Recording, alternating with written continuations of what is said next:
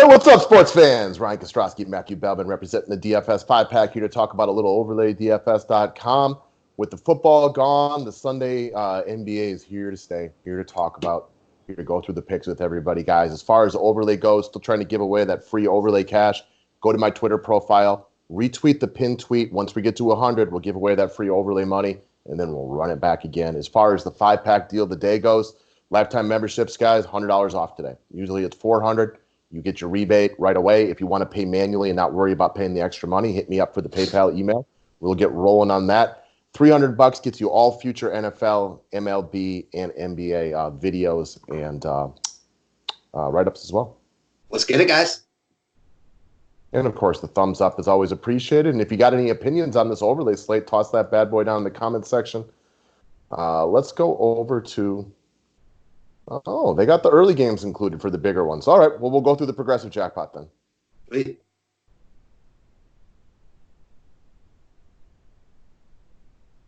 Oh, never mind. I was looking at that wrong one. Okay.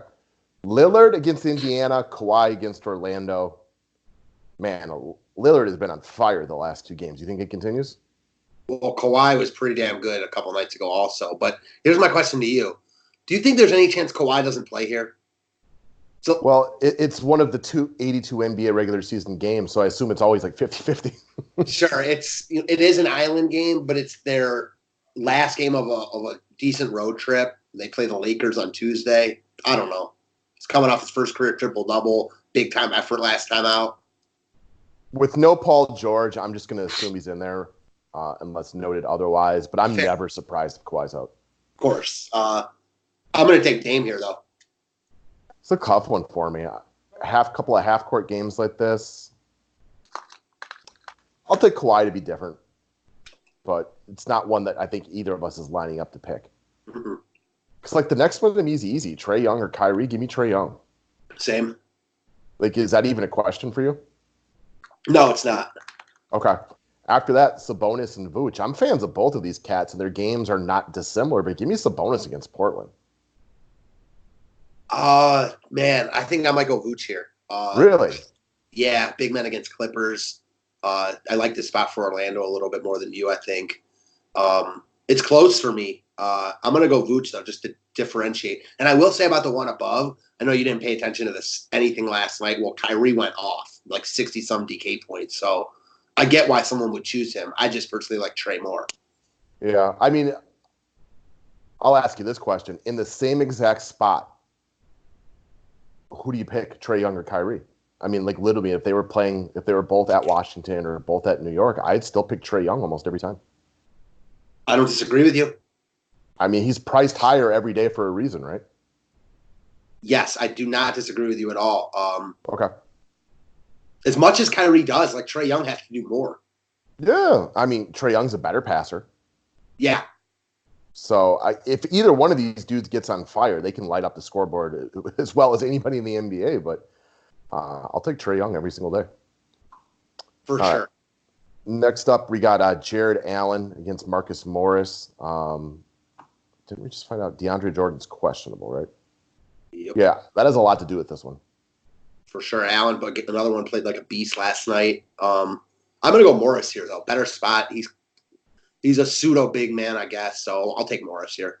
Okay. I like Marcus Morris, but I want to find out if Jordan is out. If Jordan is out, then I might go to Jared Allen in this situation. But, I'm also a Morris fan. For sure. All right. Elf versus Torian Prince. I will ride the hot hand of Alfred Payton, also knowing that Brooklyn is susceptible to points against point guards. Same. All right. Sweet Lou versus Montrez. A couple of guys we both love, but it's a tough call today.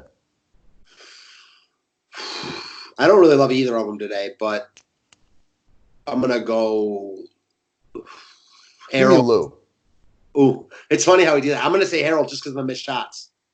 And I'm going to pick Lou because he's a guy that can get a shot in the half court. I get that. Good call. Not one I'm trying to pick, though, and I think we will agree on that. Yes, we will. Okay, Markelle Fultz versus Aaron Gordon. I want to know about Beverly's availability, I think. Yeah, I think I'll pick Gordon regardless, but if Beverly is in, it makes me like Gordon that much more. Yeah, I'm with you. I don't really like this one. I won't go try to pick it at all. I think if Beverly plays, I go Gordon. If Beverly's out, I go Fultz. But it's probably one that's on the bottom of my list. For sure.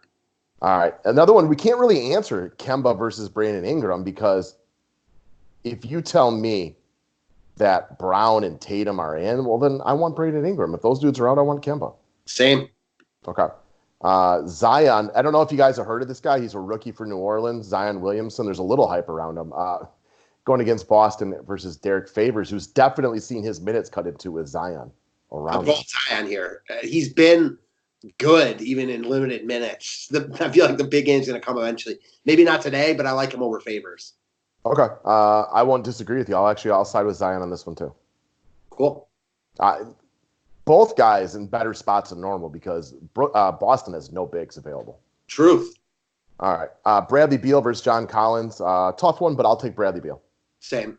Okay. Bertans versus Kevin Huerter. Shoo. It's a good one. This one it is. Close one.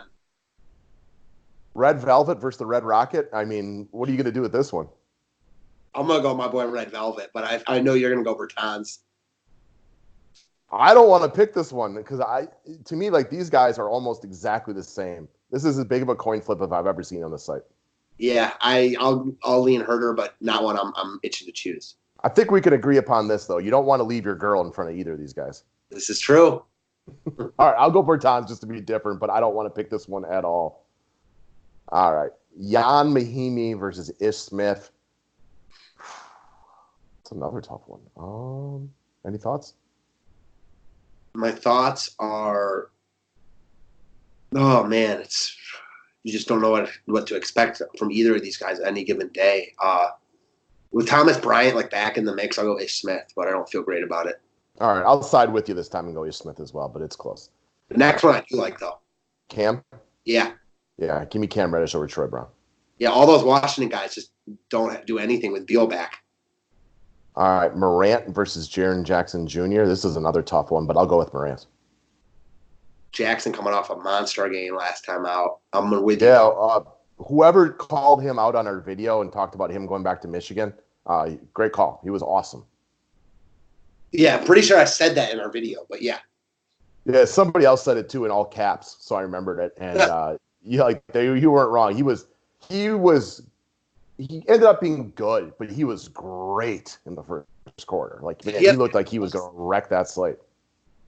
Did he have 50? I think he had 50 in the first 3 minutes of the first quarter and then stopped. I don't remember exactly what he had, but he had a monster first quarter. Yeah, he did.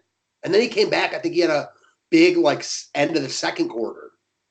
I don't remember exactly how it played out, but he definitely slowed down the second half. I think he picked up his fourth foul third, and in Claxton Jackson. Shocking. Yeah, exactly, right? That's kind of been his issue for a long time. No doubt. Although he has gotten better, we do want to acknowledge that his fouls issues have been not nearly as bad. True. All right, Ricky Rubio versus Oubre. Rubio is one of these guys that, man, his production with 8 and around and just has been much tempered. So I'll go with Oubre here. Sam, you've got me looking at Oubre, so I'm gonna choose him here. Okay, Saric versus Bridges. This is a tough one. I'm gonna go Bridges,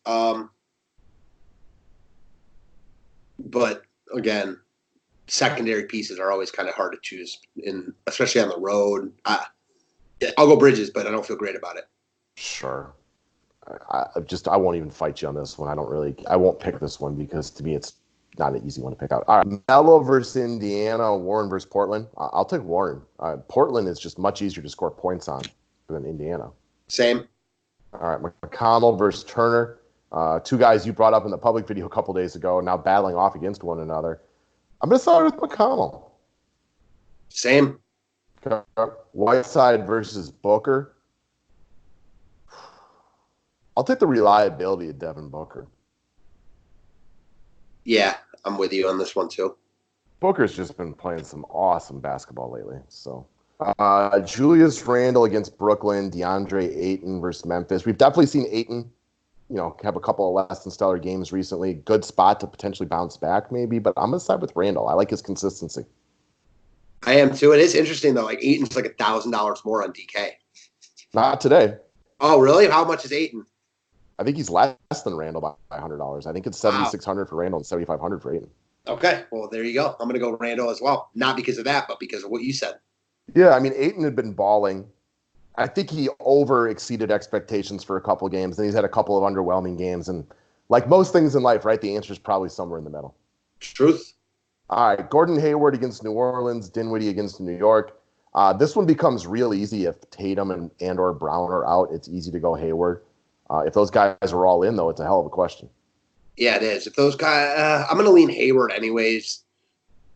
Brooklyn off a back-to-back, but a lot of it depends. And if those guys are in, I think I'll go Hayward. So if those guys are out, I like Hayward a lot more.